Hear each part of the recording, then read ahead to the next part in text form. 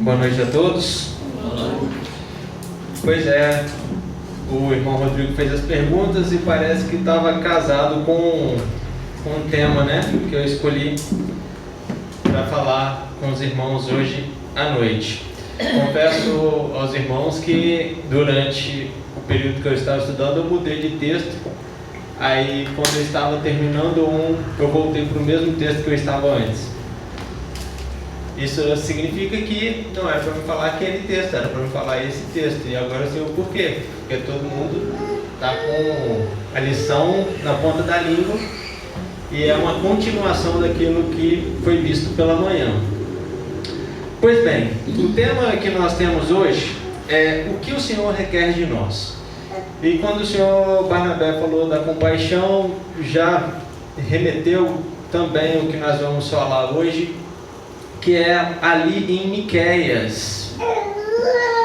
Livrinho pequenininho, de 7 capítulos, mas ele é muito rico. É um texto acultural. Você pode utilizar ele em qualquer momento da sua vida, porque esse texto ele é muito bom, muito bacana da gente ler, da gente aprender sobre. Miqueias capítulo 6, versículo 6 até o versículo 8. São apenas 3 versículos, vou ler na versão NVT. E diz assim a palavra do Senhor: o que podemos apresentar ao Senhor?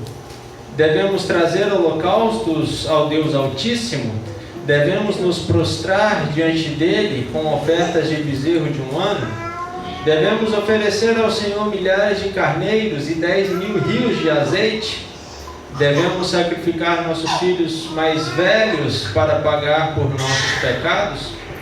Ó povo, o Senhor já lhe declarou o que é bom, o que ele requer de você: que pratique a justiça, ame a misericórdia e ande humildemente com seu Deus.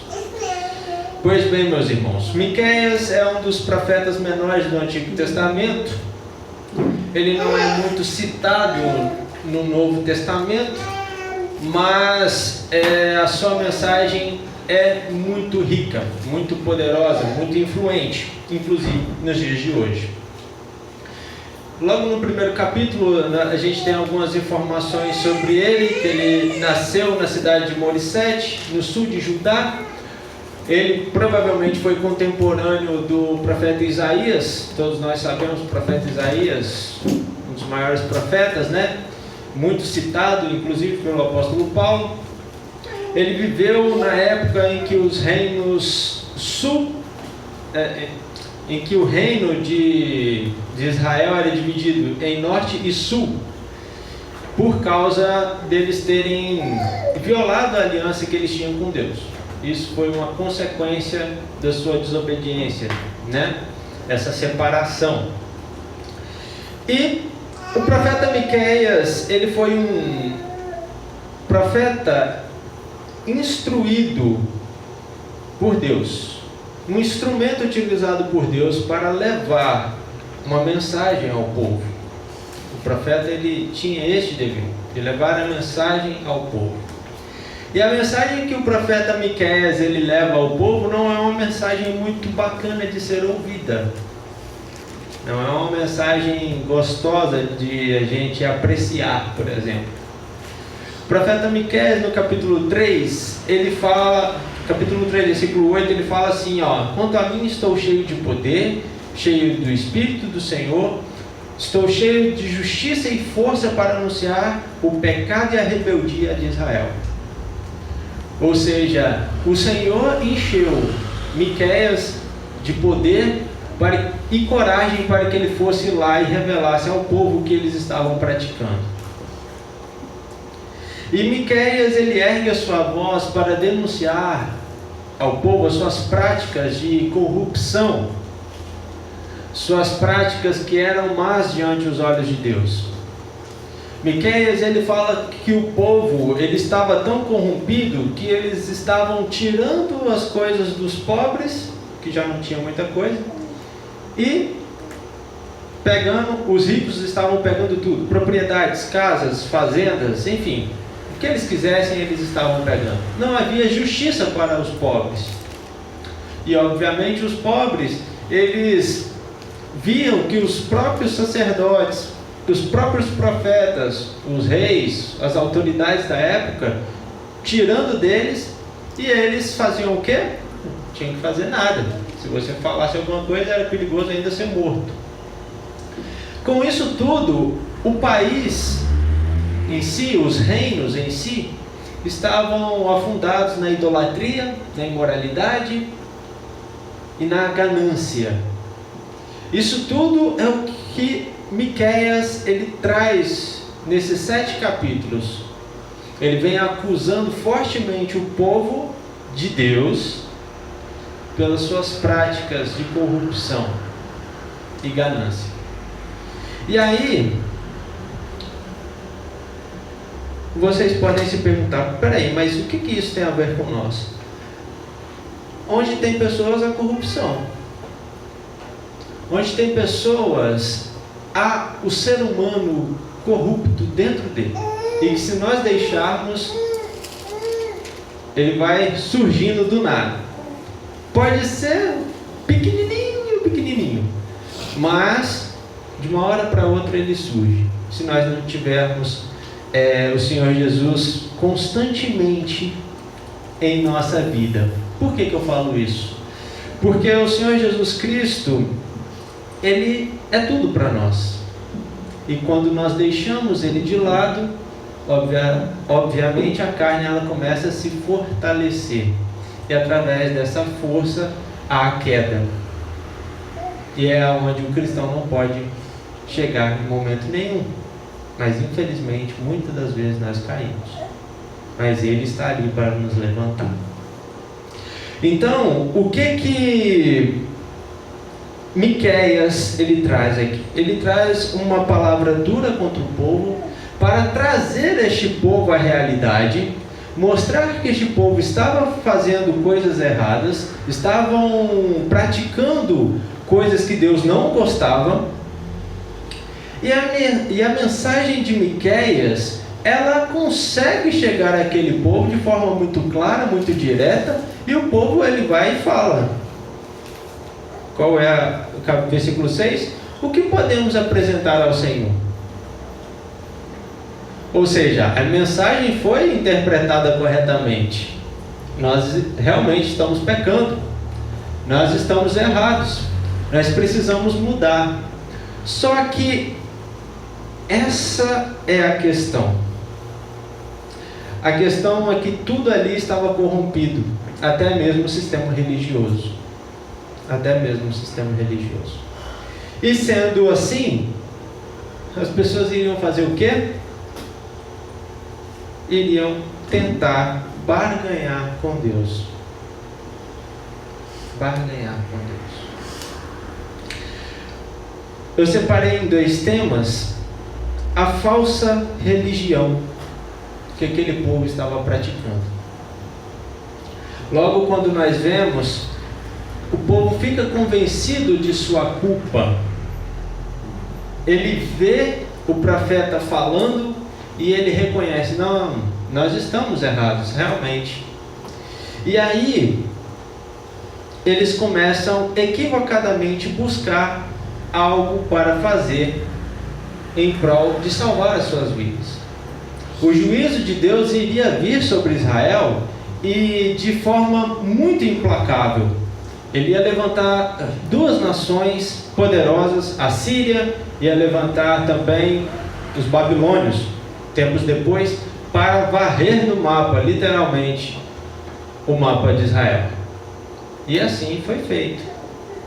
Miqueias também, ele traz uma palavra de esperança àquele povo, que depois, lá no capítulo 3, que depois, deixa eu até pegar a referência certinho, capítulo 2, versículo 12, ele fala assim: algum dia, ó Israel, reunirei os que restaram, juntarei vocês novamente como ovelhas no curral, como rebanho em seu pasto. Sim, sua terra voltará a se encher do ruído das multidões. Ou seja, ele traz uma palavra de juízo, mas também traz uma palavra que vai haver uma restauração.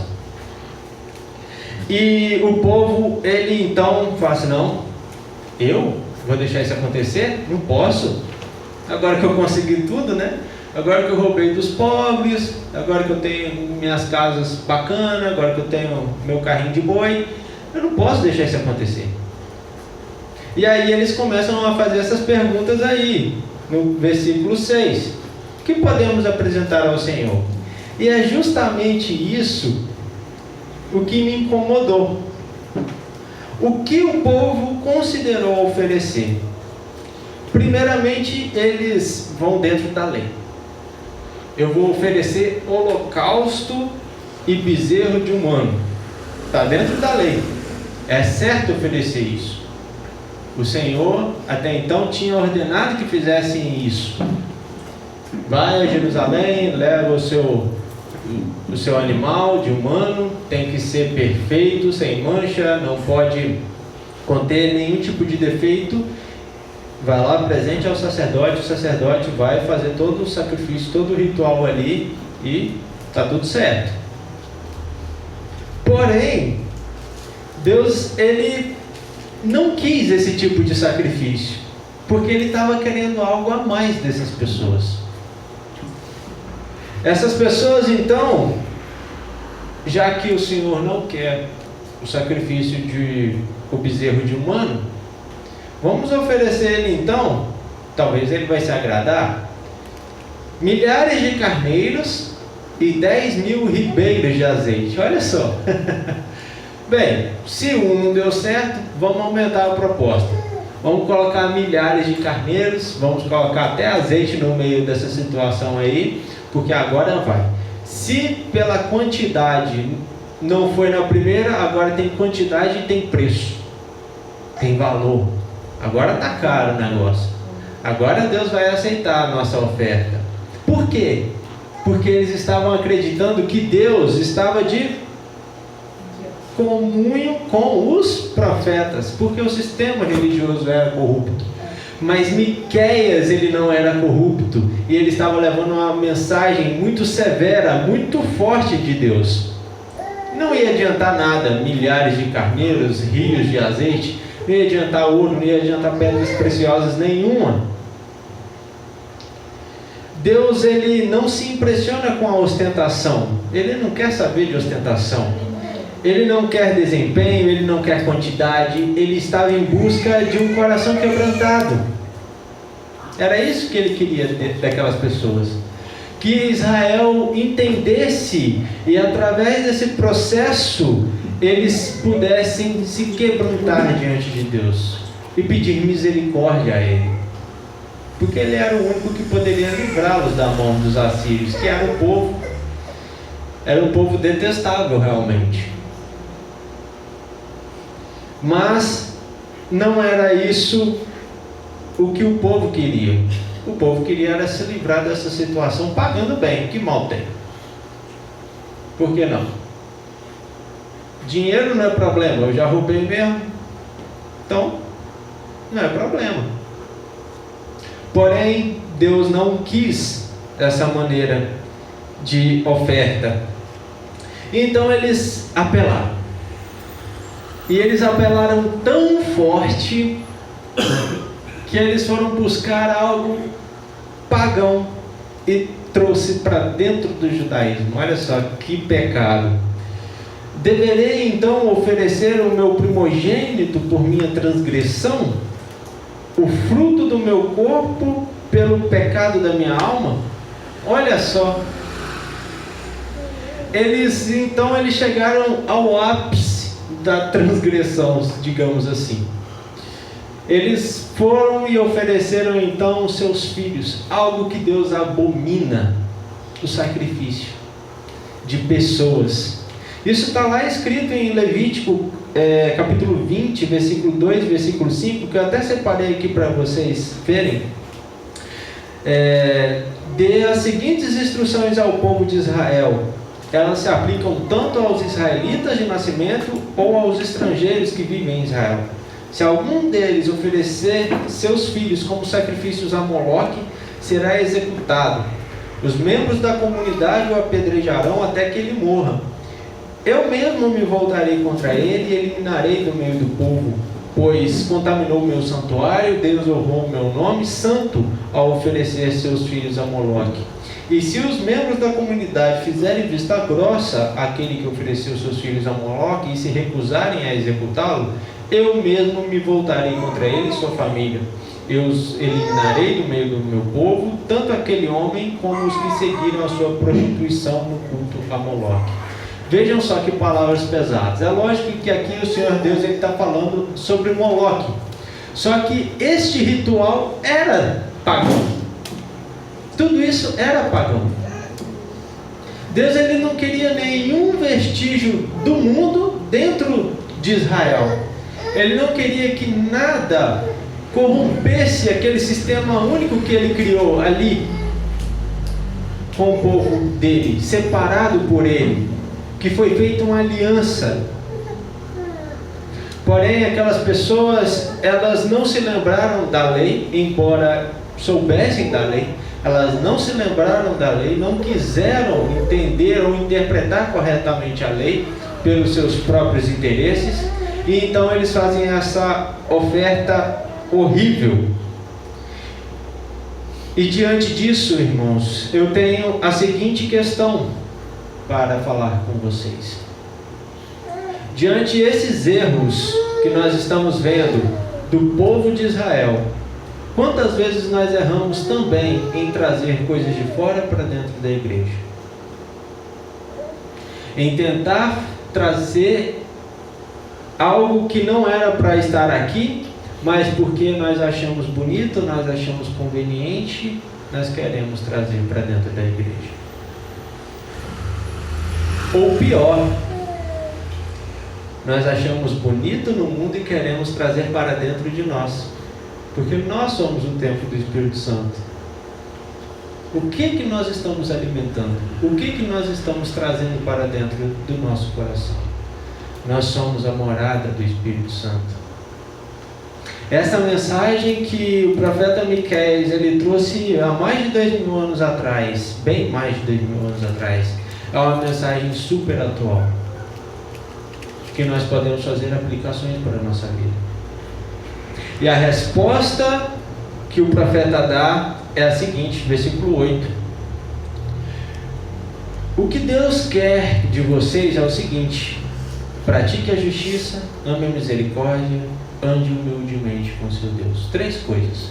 Nós podemos resumir o Antigo Testamento em exatamente essas três ordenanças aqui.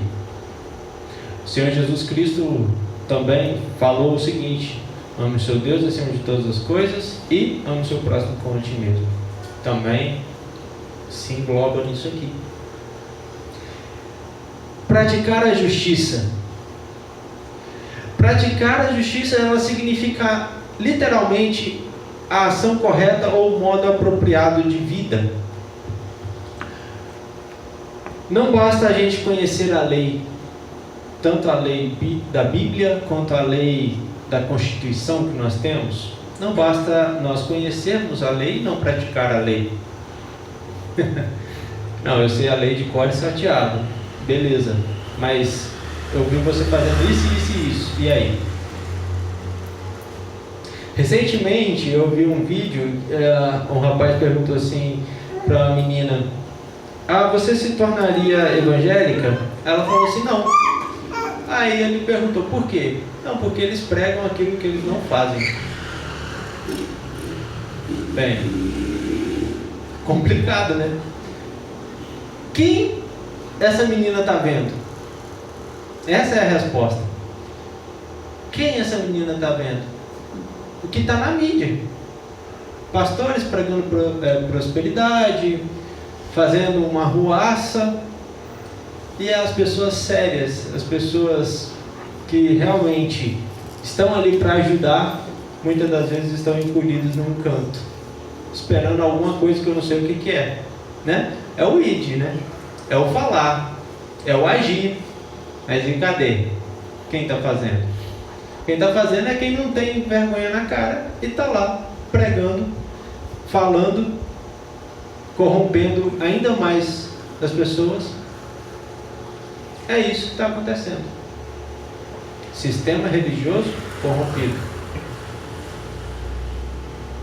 Sistema religioso corrompido.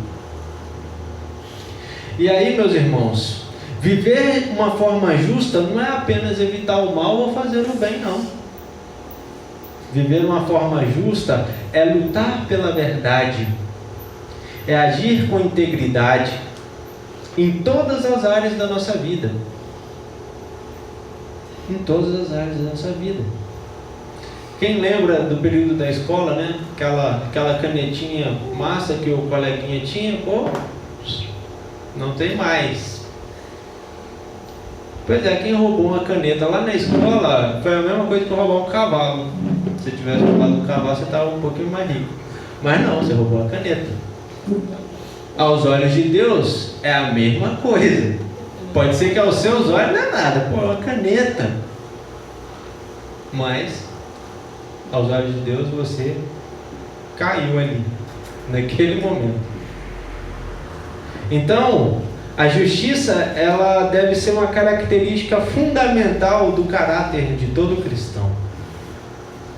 Segundo ponto, amar a misericórdia, que significa bondade, generosidade, lealdade, fidelidade.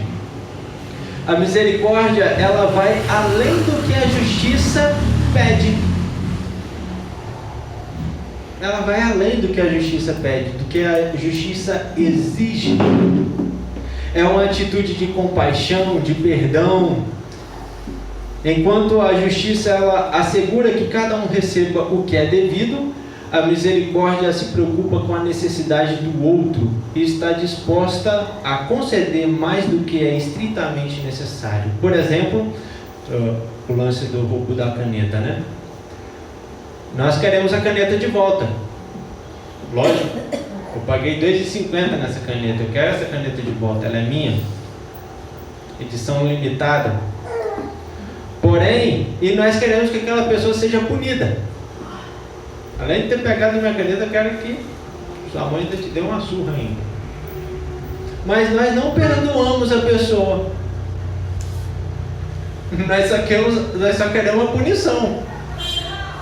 Enquanto sua mãe não te der uma coça, eu não vou ficar quieto. Não é assim. Nós devemos perdoar aquela pessoa. É isso o exemplo mais prático. Vai além de atender às nossas necessidades, a misericórdia. Vai além disso. A misericórdia, ela está acompanhada com o amor. Está ligada ao amor. E o Senhor Jesus Cristo, no capítulo 5 de Mateus, versículo 7, ele diz: bem-aventurados os misericordiosos, porque alcançarão a misericórdia. Isso mostra que, embora a justiça seja importante, a misericórdia é um reflexo do amor divino e fundamental para a vida cristã. A misericórdia, ela não deve ser apenas praticada, mas ela deve ser amada, junto com a compaixão. O irmão Barnabé falou. Deve ser amada. A misericórdia, mais do que sentir pena, é agir. É isso mesmo, irmão Gal. É agir. Praticar. É exatamente o que é a misericórdia. Em terceiro lugar, nós vemos a resposta do profeta, que é andar humildemente com Deus. E quando fala sobre humildade, essa palavra no original, ela mostra que é uma aproximação modesta, uma aproximação com decoro, uma aproximação na qual você deve se curvar para andar com Deus. Todas as vezes que a gente vê, pelo menos lá em casa, de vez em quando a gente vai assistir um doraminha, né? Aí tá lá os pais, aí chegam os filhos, aí se curva lá. Vai fazer não sei o que, se curva também. Sinal de respeito, né? Que coisa bonita, né, da gente ver. Respeito, embora a nossa sociedade falta um pouco chutar uns aos outros, mas enfim. Lá o sistema é diferente. Eles veem uma pessoa mais velha, veem os seus pais, veem um governante, seja ele petista, bolsonarista, seja ele o que for, vai cumprimentar da mesma forma. Respeito. humildade. E aqui vai mais além do que isso. É o temor a Deus, é o caminhar com Deus. Se as duas primeiras instruções falam sobre a relação com os homens, ou seja, justiça e misericórdia, a terceira é a principal, porque ela fala justamente da sua relação com Deus. Andar com Deus humildemente, estar sujeito a Deus, confiar em Deus em todo o tempo. Só assim você pode praticar a justiça e praticar também a misericórdia. As duas, elas estão interligadas com a terceira. Não tem como separar. Não, eu vou andar com Deus, mas eu quero que o irmão Valério se lasque para lá, porque é isso aí e pronto. Ele me ofendeu e é isso aí. Eu não quero andar com o irmão Rodrigo porque o irmão Rodrigo, sei lá, não tenho nada contra ele, não, mas também não tenho nada a favor dele também não. Ou seja, nós escolhemos com quem nós queremos andar, a nossa união cristã vai por água abaixo. Eu só quero andar com Deus, porque Deus não vai me trair em momento nenhum. Meu irmão, você já está traindo Ele. Que história é essa? Você está traindo o mandamento dele. Que espécie de cristão é você? O que o texto quer nos dizer é que devemos reconhecer a nossa total dependência de Deus. Andar humildemente significa confiar nele, buscar a vontade dele acima da nossa, seguir os seus caminhos com obediência, viver uma vida de constante comunhão, oração, leitura, intimidade. Tudo se resume à intimidade com Deus. E aí a pergunta retórica, vocês podem responder para vocês mesmos. Vocês estão tendo intimidade com Deus? O dia tem 24 horas. Na realidade é dividido, né, irmão Valmir? 12 horas. Quanto tempo você tem disponibilizado para Deus nessas 24 horas totais? Por acaso você tem andado com justiça? Você tem andado humildemente? Você tem praticado a misericórdia? Por acaso você tem sido obediente a Deus? Tem confiado nele em todos os momentos da sua vida? Por acaso você tem praticado a oração?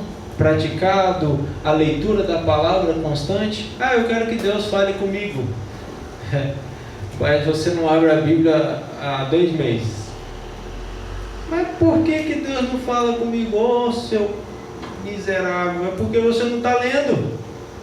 É porque você não está tendo vontade de ter esta comunhão com Deus. Você quer que Ele fale como com você? Você quer que Ele prepare uma mula para ir lá na sua casa, bater no seu portão e falar com você? É assim que você quer que Deus fale com você? Olha que Ele pode fazer isso. Não sei se vai, mas Ele pode. Conclusão. Que Deus, Ele deseja de nós não algo tão grandioso como o que o povo queria oferecer para Ele. Algo superficial, algo banal. Ele requer de nós os nossos corações comprometidos com Ele, com a sua justiça, com a sua misericórdia, com a humildade. É isso que Ele quer de nós. Que nós possamos viver de uma maneira que agrada a Ele. É isso que Ele quer. Ele não quer apenas ações externas, mas Ele quer um relacionamento íntimo e sincero com Ele. Isso é o que Ele quer de nós. E que esse seja o nosso pedido. Que o Senhor nos ajude a viver de acordo com a Tua misericórdia, de acordo com a Tua vontade, e que possamos praticar a justiça, amar a misericórdia, andar humildemente com Ele todos os dias de nossas vidas. E isso é em nome de Jesus. Amém. Não foi um estudo, foi uma reflexão para nós e que possamos praticá-la em nossos dias.